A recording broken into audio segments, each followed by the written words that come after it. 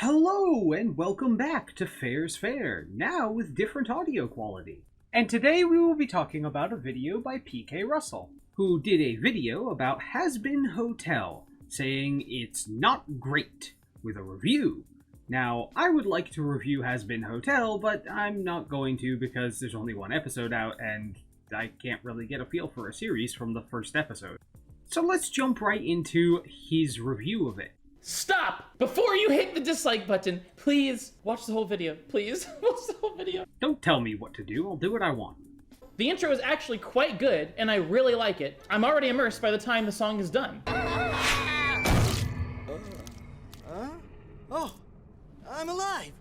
I'm alive! Just to be unimmersed faster than literally anything else I've ever watched with the most cliche children's cartoon joke. A character survives something dangerous, celebrates surviving, and is then made not alive. That's not the only joke of this type. After that, we learn that this guy has just sold himself, if you know what I mean, to this character. And then the same joke we literally just saw happens 2 more times. The guy's car goes and crashes. He's presumed not alive. I'll be honest, I kind of thought he just hit some trash cans or something. It never really occurred to me that he was potentially dead from a car crash. These people are pretty resilient. He might still be okay. Get some angel dust. Someone takes it. And then literally the exact same joke. Gets smashed by a boulder and is committed not alive. Oh my god! My drugs! Funny joke. Oh my god. Drugs. Oh my god. Now, here's my issue. You say in your, review response, which is why I waited to make this. I'm a little tardy to the party, but I wanted you to have a chance to defend yourself. Because, honestly, I found people were a little bit unfair to you in your original review. I had originally disliked it because I didn't like it. Not because it disagreed with me, but because I just don't like your humor. But that's fine. You can be humorous in your way. That's okay. That doesn't make you bad. It just means I dislike it. So I actually removed mine because I did feel like you were treated very unfairly. People were taking it too far. But the way you laughed right there just seemed blatantly mocking. You want to talk about humor and maturity in humor, but that was a really immature joke. It's so funny. That wasn't that mature yourself. Again, nothing against your humor. You're welcome to have your humor. But you really shouldn't be throwing stones in that house. And even the adult jokes are juvenile. Thanks for the fun time, hot stuff. Yeah, listen. Keep this discreet, you hear me? I can't let it get out I'm offering my services to randos on the street. It was a quick cash grab. You got it? Whatever you say, slut. Now, whatever you say, slut, that wasn't the joke. That wasn't supposed to be funny. The point was that his joke wasn't funny, and it didn't hurt the other person. That was kind of the whole thing. Harder, Daddy. Now, you mentioned in your response that you thought that and the following scene of him going, Son? were 2 separate jokes. I'm not sure how you thought those were 2 separate jokes. They were very clearly the exact same joke. I feel like you went into this not wanting to like it. You seem to talk a lot about how much they swear, and you find it juvenile. They're in hell. They don't care about the social standing they might lose. You have an entire civilization built around, well, sinners. People who have already been condemned from heaven for their actions. Why on earth should they care how they talk to each other or how they're seen by other people? It is hell. It does matter what the setting of the story is to determine how the characters act. In this world, there's no social decorum, so there's no reason to adhere to one. You may think it's hilarious, but if adults are really watching this and getting a laugh, that explains a lot about this community and the way it handles drama and controversy on the internet, which is in a very juvenile and childish way. Now, right there, again, in your response, you claim that you were simply joking when you said that people who enjoy that were bad, and that people simply don't get your humor, and that you don't understand why. How on earth were they supposed to interpret that? And then again, in your response to that... What is this? How dare you! I cannot believe this! Stop talking! No! Stop violating me with your different opinions!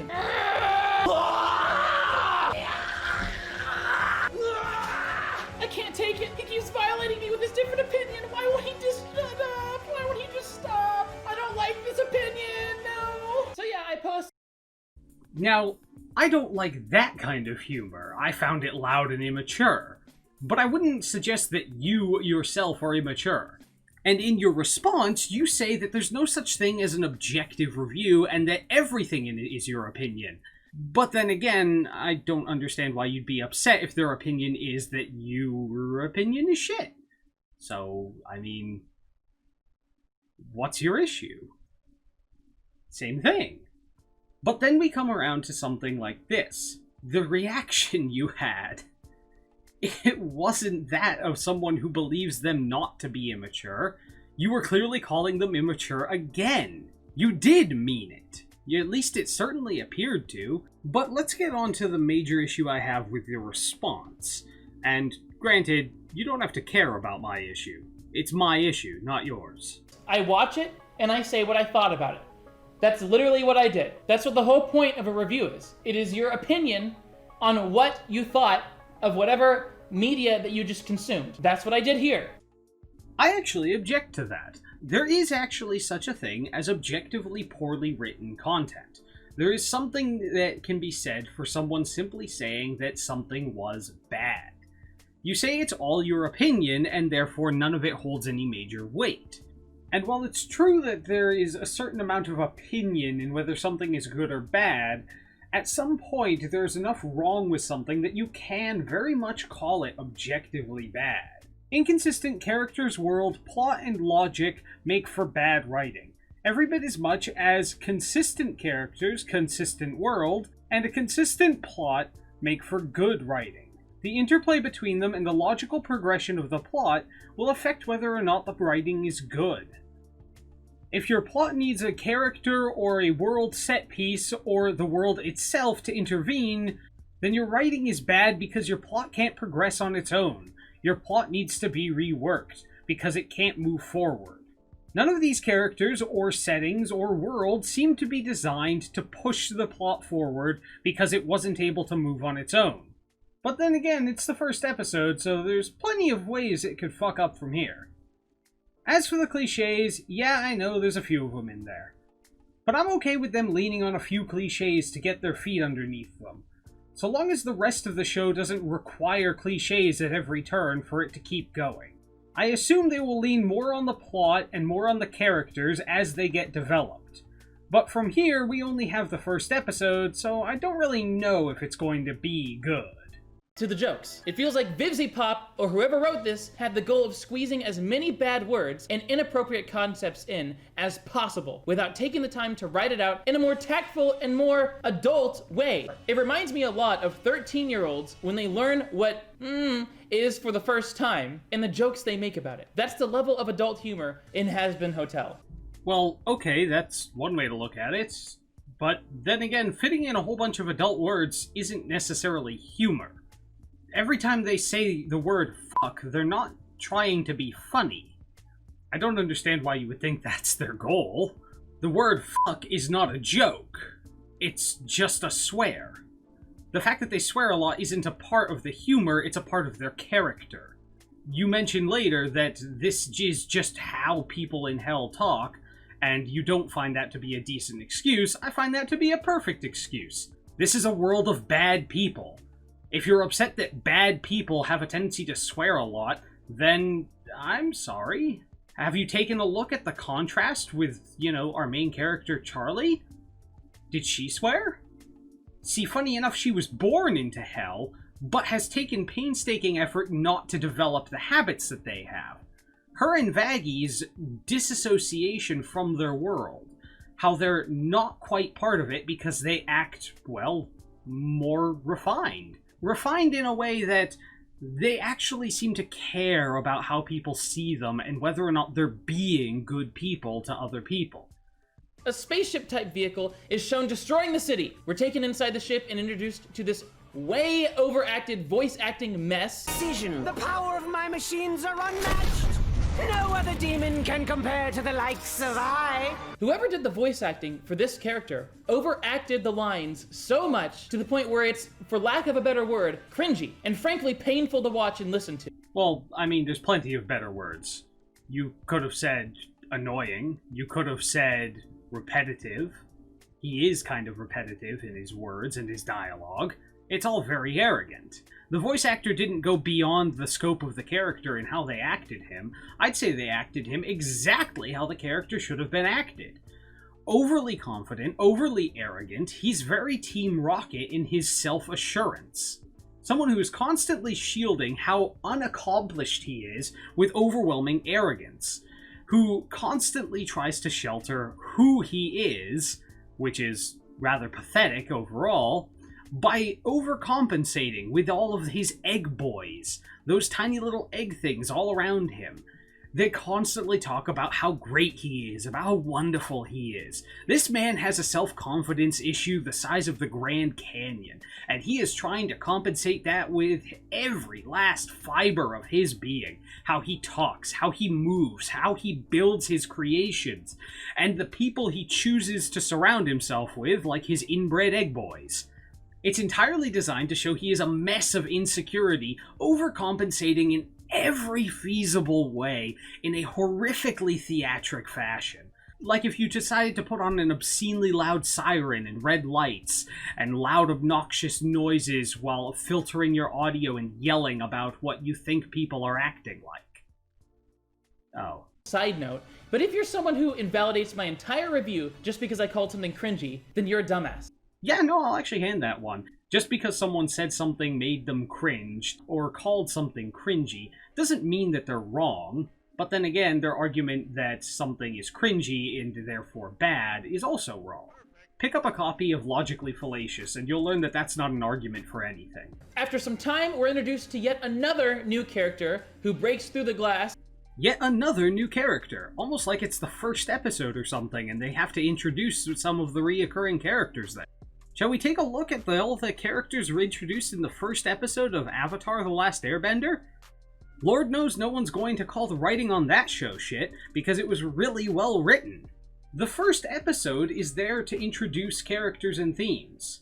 That's what it is. That's all it's there for. To give the basic theme of the show. You're getting all your characters introduced. You've got your comedic villain, who's probably not a real villain. You've got the society that openly disagrees with them and finds them ridiculous. You've got someone trying to change, but can't admit that for personal reasons. You've got your main characters, one of which an outrageously genuinely good person who's trying her hardest to achieve a goal, her girlfriend that is trying very hard to support that goal, and her best to be as good as her girlfriend. Pronouns. All over. Not her, but her. And you've got the large, ominous presence. He doesn't believe in their goal, and you don't know where he's going to lie on it in the end, even if they do succeed upon it. But you know he's there, he's involved himself, and you can't get rid of him. So he brings an interesting wild card to the overall story. Who knows what he's going to become? Then it cuts to a news report where we are introduced to 2 more characters. So we're 5 minutes in, including the title sequence, and we've already been introduced to 5 characters. That's way too much. Episode 1 of Avatar: The Last Airbender. Zuko, Iroh, Aang, Katara, Sokka, Appa. Sokka and Katara's grandmother, who's not even important. Next, we're introduced to another 2 characters. We are now 5 minutes and 48 seconds in, and we've been introduced to 7 characters. I mean, is it really so strange to have to remember 7 names? 7 characters is not all that much. And the news reporters in the background are just not important. Like, you can forget their names. They're clearly a part of the story, but they're side characters at best. Like, again, Sokka and Katara's grandmother. She's not all that important. Even if she does impart wisdom and send them off on their journey, does she ever really come up again? Do we ever really talk about her again? The series seems to forget about her. I'm not 100% sure, but I'd have to go back and watch. I'm reasonably certain by the end of the 3rd season, their grandmother died after they left, and they just never talked about it. Homophobic joke alert! Homophobic joke! Illegal homophobic joke! Twitter's gonna be bananas about this! Ow, my fucking ears. These things are sensitive, man. But I could just say, wow, it's so random, it's so funny, he made a loud noise. You can put that away. I don't touch the gays. Oh my god, it's so homophobic. I am gay, myself. This joke caused Twitter to go insane. Yeah, okay, it was kind of ridiculous that people were upset about that. 100% on your side there. And you definitely have the right to go on about this. She's not supposed to be a good person. She's an asshole. Later you mentioned the racism with Vaggie. Oh, and as the show continues on, by the way, we'll start to see this character right here has a bit of a temperament, gets angry a lot. And many people are calling the show racist. This person is gray. They're gray. No one is gray. There's not a single person on Earth whose skin is gray. What the hell, man? It's not a race. Now I actually question if you saw the show, or at least paid attention to it. She was speaking Spanish several times, or some language similar to Spanish? I don't know. Whatever it was, I didn't speak it. So clearly she was supposed to be some ethnicity. Just because her skin color doesn't quite match isn't really proof of anything. She clearly has an ethnicity in mind. Granted, at no point did they say that it was because of this ethnicity that she had a temper. I'd say compared to everyone else in Hell, she's doing a rather good job of containing herself. So, you're right again. It's not racist. You call me ableist for using that word. You're retarded. I just noticed you used the word retarded. Aren't you afraid of demonetization based on that? You take out rape, sex, gay, fuck, all those words that are definitely getting me in trouble, but you kept the word retarded in every instance. I'm here to tell about a wonderful, fantastic new hotel. And then she sings a song for some reason. There goes any interest I had left in the show. She sings for some reason. It's a musical. How is this a surprise? The advertisement for this show was literally this song. It was like a whole video. I knew the song was coming. I knew it was going to be a musical. You mentioned later that it didn't have a lot of songs in it, and that you didn't know it was a musical. But I didn't research this, but I still figured out it was supposed to be a musical. And to be honest, you're right, it doesn't have a lot of songs for a musical. But then again, is your complaint that it doesn't have enough songs? It's a musical. Or at least it's supposed to be. Overused trope alert! Overused trope alert!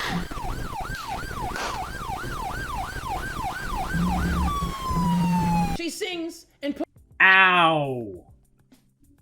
Why? puts on an absolutely huge performance all about her idea, and then at the end of the performance, what does everyone do? First, we have a juvenile joke.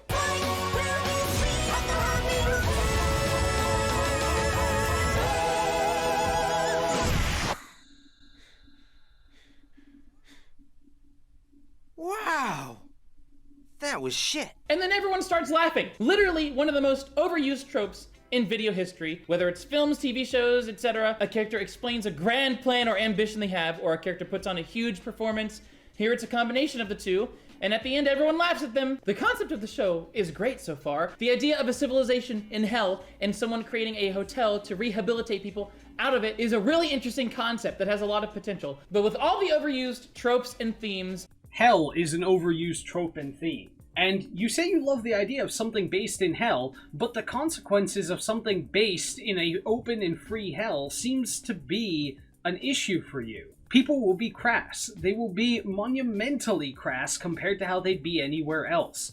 They will laugh at anyone who tries to be different because they don't care about their feelings. These are all things that fit in very well with the world they have created. You love the idea of the world, but you don't like what that would actually mean. It's like saying you want a realistic medieval drama, but when people are dying at the age of 30, and women are dying in childbirth at the age of 20, and there's child brides everywhere, and prostitutes and concubines, and people get beheaded because they said something wrong to someone who just didn't like them, you're upset about. In this world of hell, this is how people are. That's how hell would be, because there's no reason not to be. There's no consequence for not being what they are. There's no consequence for being an asshole. So why not? The concept is unique, but the execution is very cookie cutter, with a few adult jokes thrown in here and there, you know? Very cookie cutter. Explain to me what a cookie cutter cartoon is. Because most cartoons have their own unique style to them, but, I mean, I don't see this as being very similar to most other cartoons. So I wouldn't say this has a cookie cutter feel to it, because a cookie cutter would make me think of something like the age-old live-action Disney tropes that existed in literally every one of their live-action shows. It has a great potential, but it seems like the writers try to make it feel like every other cartoon that already exists, without doing anything unique to set it apart from anything else. I think that will ultimately hurt it in the long run. I wouldn't know where things are going in the long run. I've only seen one episode. I can get a basic idea of the premise of the show to decide whether or not it's something I'd be interested in investing the time in order to find the long run, and, you know, what it's gonna be about, but in the first episode, I'm not going to know if I'll enjoy it in the long run. How'd that work out for Game of Thrones fans? I'm sure they were just as happy at the end as they were in the beginning. Angel Dust explains how he ended up at the Hazbin Hotel, and then literally out of nowhere, this happens. Oh, harder, Daddy. This happens literally out of nowhere, and there's absolutely no explanation as to why it happened. Now, sometimes random humor that happens out of nowhere can be funny, but in this example, as with many other examples of humor in this show, it seems like the writers just thought that being inappropriate for absolutely no reason at all, being inappropriate for the sake of being inappropriate, out of literally nowhere, they thought it was funny for some reason. Actually, a lot of people thought it was funny. I thought that particular scene was kind of funny. I mean, it wasn't like George Carlin. George Carlin was a lot of funny, but that was kind of funny. And it wasn't out of nowhere. They were in a fight. The enemy was fighting them while they were cracking jokes. That was kind of every bit of what their fight was. Enemy fighting seriously, taking himself way too seriously, and them making jokes about it. It's not surprising that they have done the same thing they've been doing for the past 5 minutes in the show. This doesn't feel out of nowhere unless you've been pausing the video every few minutes to go read a sad novel. The first thing that happens is an inappropriate gay joke. Is your hat, like, alive or something? Oh, well, that's none of your business. Now is it? Would that make your hat the top and you the bottom? Whose humor comes only from the fact that it's inappropriate and gay. This is followed by yet another not straight joke. I can't keep saying the actual word or YouTube might demonetize me. I'm going to blow you to bits! I don't know if you've noticed yet, but he's a porn star with an outrageous amount of, well, over-sexualized character. It's his shtick, and I realized, like you said in your review response, just because it was done on purpose doesn't make it good, and you're correct. Doing something on purpose doesn't make it good. But it does have to be consistent. It's his whole attitude. He's an asshole, he talks about sex, he's a porn star. It's an entire facade that he wants to have, and later on, when he almost comforts her, and doesn't, it shows that he wants to be a better person, but he's so concerned about his image that he doesn't, and he still has a lot of development and movement to go. I know how you feel about this and his crude behavior, but I think it sets a very faraway baseline for him and his goal. He wants to go straight, but that's not going to happen if he's always an asshole, if he's always talking sex jokes. Charlie doesn't make any sex jokes, which sets her apart from him. They are the contrast. She is as far towards her own goal as anyone in this show is, and everyone else is starting at a baseline so outrageously far away that Alistar, or the radio demon, doesn't see any way that they could bridge that gap, and even she isn't there. Theoretically. I don't know. We haven't really gotten clarification on how she expects this ascendance from hell to heaven to actually work. The scene ends with yet another classic trope, showing all parties head-to-head with each other. Yes, it's a cliche, but it's all the people of the series that are of importance right now shown together in a similar situation. It is the binding of them all together. It's a cliche for a reason. We need to show that they're all in a similar situation down here in hell together, but of course there's different perspectives for all of them. They've been jumping between all of these stories rapidly from one to the other to the other. They have to unify them back together at some point. And after they've been unified on this screen, everything comes to a unanimous close, though we don't see that actually happen on screen. It kind of seems weird they didn't show us the conclusion of Charlie versus Killjoy. I kind of wanted to see who won, or what all of this, Princess of Hell thing means. Is she powerful? Did she win? That would have been interesting to see. We get the feeling that it was relatively mutual destruction between Angel Dust and Serpentious, but we never really did learn what happened as she left that news studio. And frankly, I'd kind of like to know. And in the scene, Vaggie scolds Angel Dust, and there's excessive use of the F word. I think the writers wrote that in because they want you to remember this is an adult show, so they can say the F word, right? It doesn't add anything at all. It's just kind of said randomly, not used for emphasis, just kind of thrown around because adult show, right? That's a huge pet peeve of mine with any video media, whether it's movies, TV shows, is the excessive use of the F word just to be edgy and adult, when it adds no value being there. It's okay when it contributes to the overall picture of the whole show, but when it's just unnecessary, it's just, you'd come off as trying to be edgy for the sake of being edgy. Okay, you said the same thing about 3 times there, but I'm going to have an issue with that, because you're actually wrong. And this is one of the few things that I can say you are actually wrong about. It does add something, it did need to be there. Vaggie doesn't swear any other time but when she's angry at him.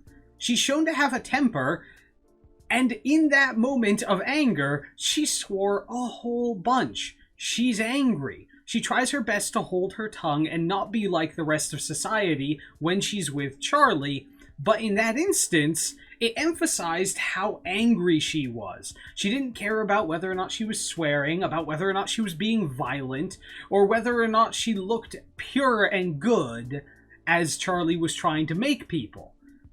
She was just angry and wanted to make that excessively clear to Angel Dust. It did have a point there. When she's angry, she doesn't quite adhere to her own doctrine of trying to make people better, or not using profanity, which is something she had never done before in this series, in all of her speaking parts, and she doesn't do it since. She doesn't use the F word all that much at all, except in that limo ride in the heat of anger against Angel Dust.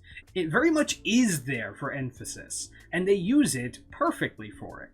And the writers missed out on a great opportunity for character development. Angel Dust says this joke, It's probably a good idea to get some actual food in this place, to feed all the wayward souls you got in here.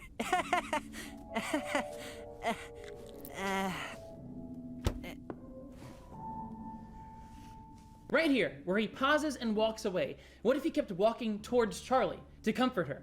Show a softer side that he doesn't show publicly. I think the writers missed a great opportunity to make Angel Dust a non-one-dimensional character, but no, they had to make him basic AF and one-dimensional AF. Just an a-hole constantly. But that is character development, though. That is character. That is depth. He is an a-hole in pretty much everything he does. But the fact that he was about to try to comfort her, the fact that he made a joke to try to lighten the mood a bit, and then immediately realized it was a mistake and almost went to comfort.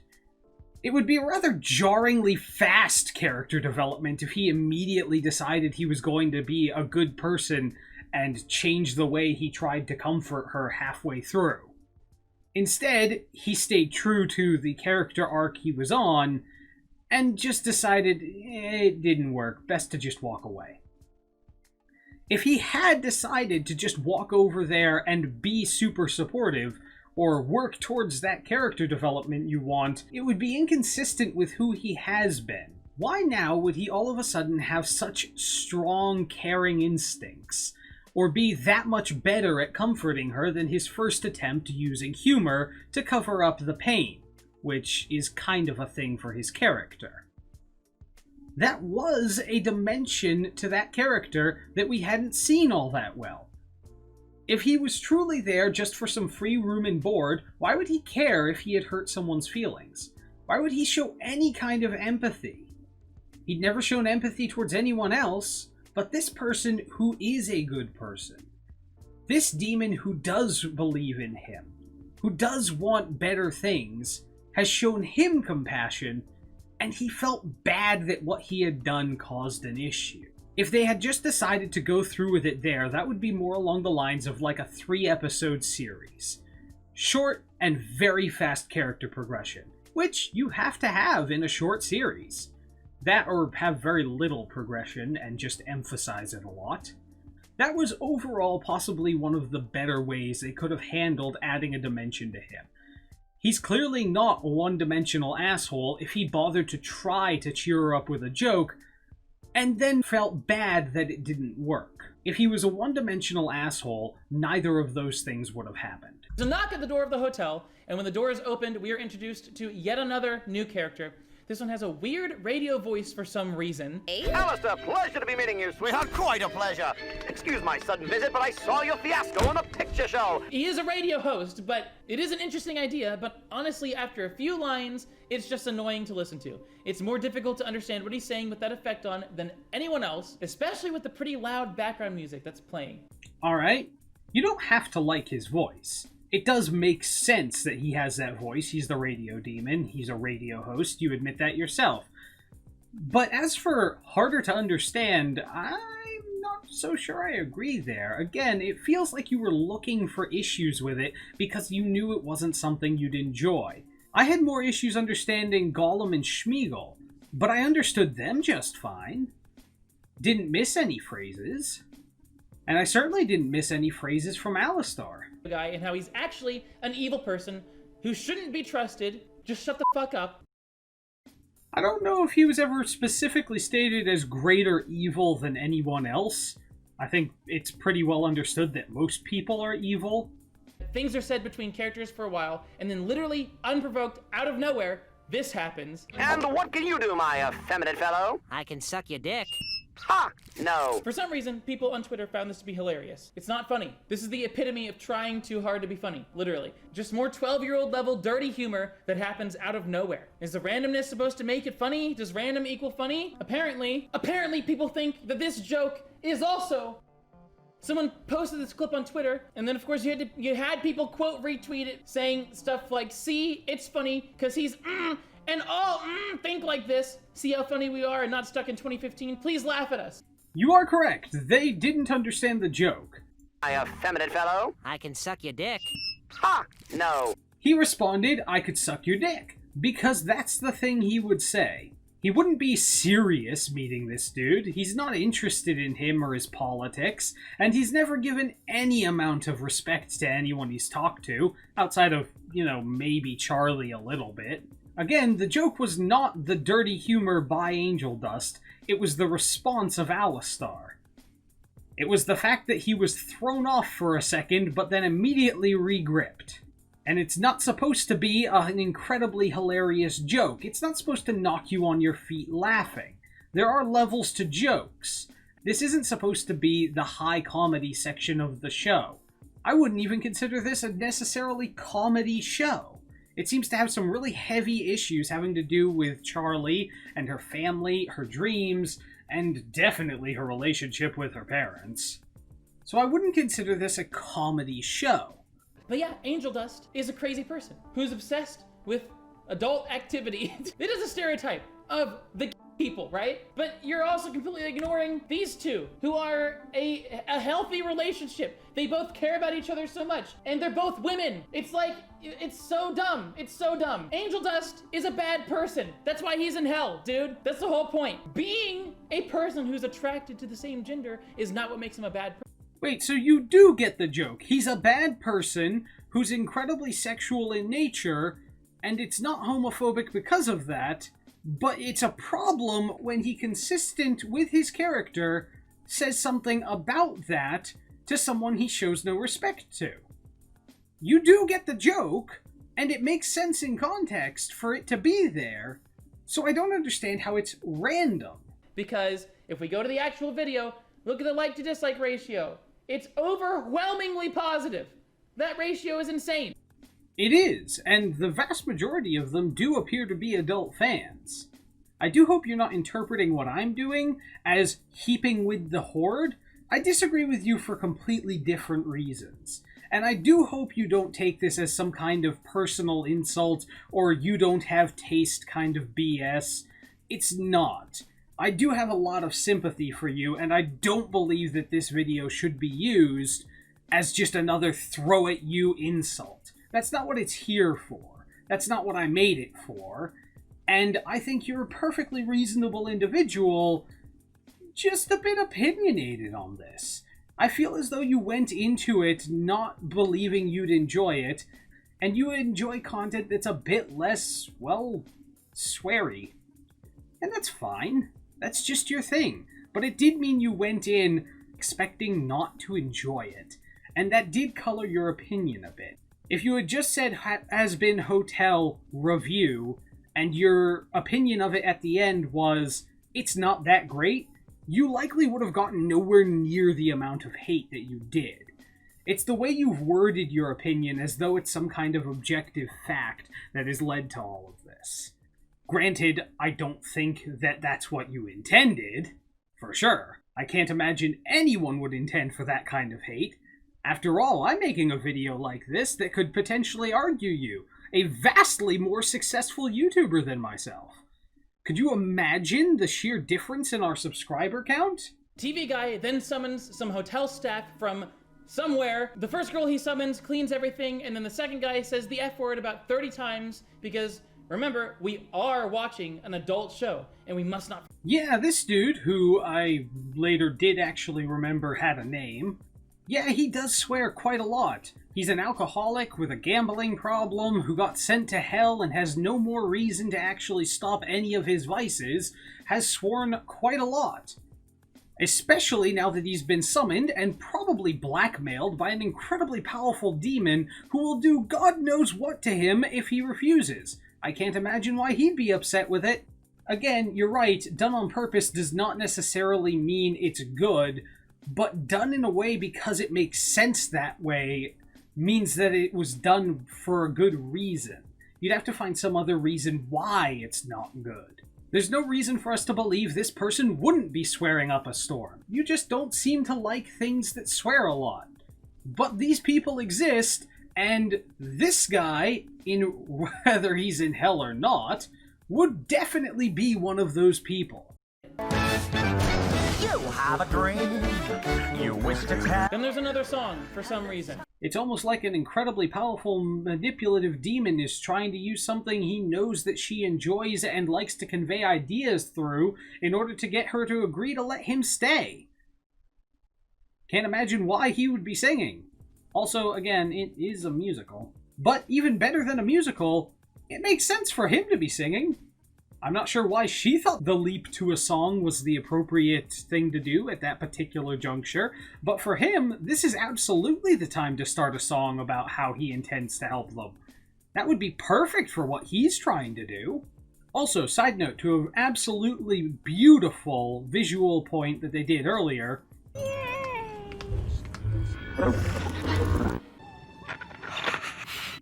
I'd just like to draw attention to that particular visual cue right there, where Alistair is in the background, and you hear a tuning noise.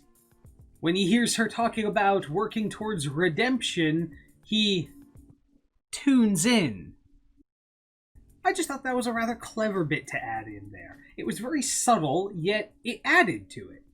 And it foreshadowed, which is something you often don't see in a first episode, foreshadowing later in the same first episode. Radio Guy stops him with his insane levels of power, and then what other way to end the episode than with yet another overused trope of all the characters who've teamed up walking into the sunset, except it's a hotel rather than the sunset. And you guessed it, there's a post-credit scene with yet another overused trope. The enemy who was defeated hasn't really been defeated. Oh my god, who could have guessed? Oh. Overall, Hazbin Hotel sucks and I hate it. Well, I'm not really kidding. I actually don't like it, but that was too mean. Let's take a look at objective things first. That was too mean, but you calling everything in it immature and calling the people who enjoy it 12-year-olds wasn't? The cliche of they've walked off into the sunset is in a million shows. It's just a convenient end card style. You transfer to the end card. How do you end the show? Just abruptly have it cut to black? That'd be anticlimactic. Have them all sit in a room laughing together? That's cliche too. There's only so many ways for you to wind it down to a point where you can end an episode. There's only so many ways to have people not doing something that the audience would want to see them complete. And as for the villain secretly being alive, I don't think he's the actual villain. Am I the only one who got that? Sir Pentious seems more like a Team Rocket-esque pseudo-villain. He doesn't seem primary antagonist. If anything, the primary struggles of this show are likely to be either the borderline impossibility of ascending to heaven or Alastor. Alastor himself seems more likely to be the primary villain of this than anyone else is. But if Sir Pentious does become the major villain and a serious threat to everyone, you're right, I would be very unhappy with that twist. I'd be very unhappy with the show, and I would be willing to say it degraded the show because it would contradict other parts of the show where we've shown that he isn't a major threat. Or if something makes Alastor have to leave, wow, that's convenient for Sir Pentious. That would be an ex machina forcing the plot along. That would be bad writing. I haven't written any reviews for Hazbin Hotel because there's only one episode out and I don't want to draw a conclusion from one episode. You might have noticed a pattern about that. But, I'll finish watching it. Seems interesting enough to give a second episode to. I give at least 3 to most shows just to make sure that I'm understanding the show properly. A starting episode can be a little rough. You have to introduce a lot of characters and set up a lot of the world, especially when the world is so different, like Hell. Hell's a pretty different place if you hadn't noticed. But who knows? Maybe I'll write a review of it later. I probably wouldn't say it was bad as of right now, but let's be honest. There's plenty of things they could fuck up from here. So now that we've said that, let's move on to my opinion! Woo! Wait, I thought in your review response, you said this was all your opinion. Now we're differentiating. Did we start on your opinion, then go to something else, then come back to your opinion here? Where's the line? If we weren't on your opinion before, then aren't all the criticisms that you say aren't valid in your review response kind of super valid if this is where your opinion starts? I'm getting the distinct scent of backpedaling. One thing that really annoys me is there's just too many sound effects. There's like 5 sound effects per second. Bury you. And we're live. Welcome back. So, Charlotte. It's Charlie. Whatever. Tell us about this new passion project you've been insistently pestering our news station about. I think it's dumb to have unnecessary sound effects in the first. I'll give you that. Early on in the show, it does seem to calm down later in the same episode, so maybe it was just some kind of overemphasis as they worked on it early. So you're not wrong. I would definitely mark down points for that because the excessive sound effects make it, well, kind of noisy. And you never want your story or your movie to be noisy. Whether you have too much sound or too little sound should always have to do with what's going on and whether or not you need it. It feels like auditory overload. So you might have a point there, and I would mark that down. But I don't know if that's going to be a consistent issue through the whole series. So I would probably hold off on getting any kind of hard hit on its review, at least until I've seen more than the first episode, because I really don't want to draw a conclusion from the first episode. The bone cracking sound that the news reporter makes. Why is it there? Why? What the heck? It doesn't. Well, because she's stiff, and oh my god, is that a fucking fursuit? I mean, that has nothing to do with your opinion or any of the video. I just noticed that. Are you a furry? How did I just notice that on? It's like minute 22. Has that been there the whole time? Has that been in the back? It's been in the background the whole video and I haven't seen it until now? Wow, shit.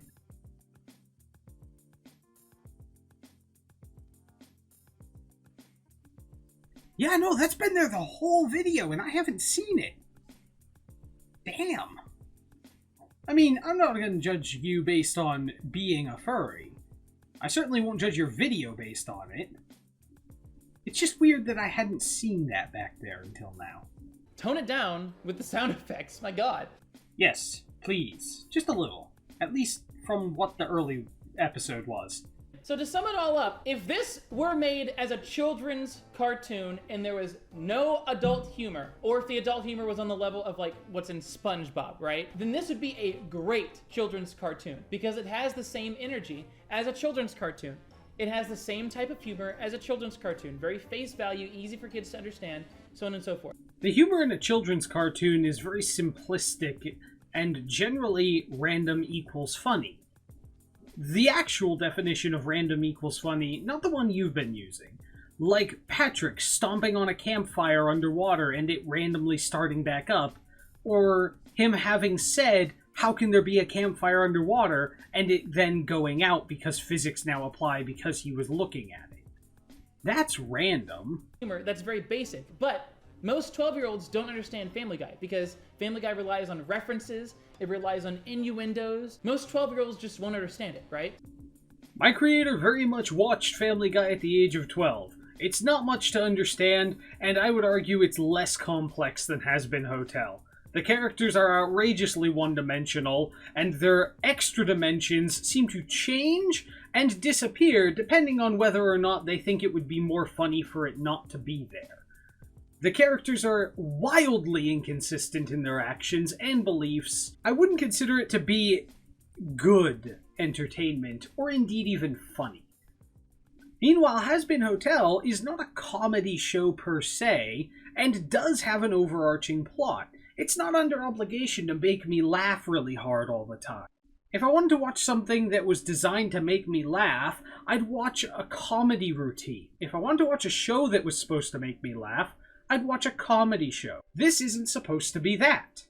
Again, it's only the first episode, so I don't know if it's going to really dig into the depth of what it's supposed to be from here, so I don't want to leave a review because it's just the pilot. But expecting some kind of deep comedy or roll-on-the-floor laughing jokes from this show means you went into it expecting something that it simply was never going to be. Samurai Jack had some jokes in it that fell flat, and it had some funny moments that were actually entertaining. But that wasn't the point of the show, so it never really had me rolling on the floor laughing, because that's not what it was there to do. It was entertaining in a completely different form. Because I cannot see any adult watching this and thinking that it's funny. But it wouldn't surprise me, because many adults in the art and animation community act like 12-year-olds. So it wouldn't surprise me if they thought it was funny. But hey, remember, it's your opinion, and you're totally not deserving of all of the dislikes. You kind of brought that on yourself. Calling art and designer communities immature isn't really going to make you a lot of friends. A series of videos that is story-oriented like this. So you do get it, you just didn't like it. Hazbin Hotel, you're right, it's not great. It's only one episode long. How could it possibly be great at this point? The real question is, how are there so many die-hard fans of a show that only has one episode so far? And the answer is, of course, pre-existing fandoms. The worst thing to happen to any medium. But those are just my thoughts. What do you think? Let me know in the comments below. Should I make more reviews of animation? Let me know. Okay, some final thoughts before I get locked back into the cage that they keep me in when I'm not doing this show. Please help me. I don't believe that all of the people who disliked your video were recommended it. I believe they shared it among the fans of that show, and therefore have found far more people who dislike your video than would like it. I disliked because I didn't like the humor and a few other points that I already went over. But like I said, and I'll say it again, I took it away because I feel like the treatment by that community has been harsh. And God, our fandom communities vile. I should probably get used to that since I intend to piss off as many of them as possible. I hope you'll eventually view me as kindly as I viewed you, since I will inevitably piss you off by saying terrible things about something you love, or good things about something you hate. Thanks, and remember, if you're not going to be happy with my videos, be entertainingly